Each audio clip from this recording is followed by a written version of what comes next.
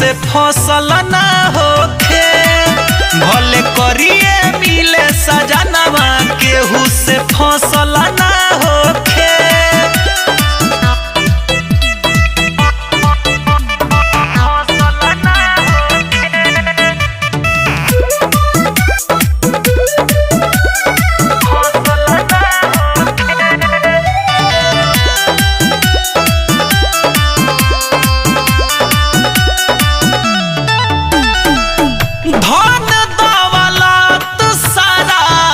कुछ ना चाही सैया के प्यार बाकी नहीं बटाई, ऐसन मरद ये सखी का होई जवन दोसरा के होखे हमर ना होई।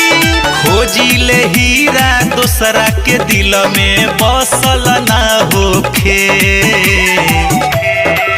भले करिए मिले बलमुआ केहू से फसल ना होखे, भले करिए मिले सजनवा केहू से फसल ना होखे।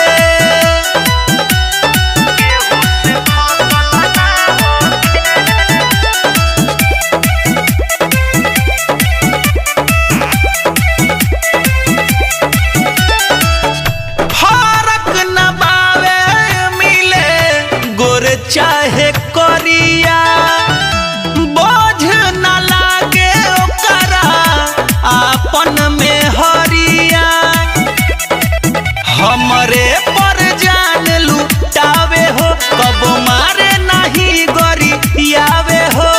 नजर में कवनो लईकी सन के धसल ना होखे,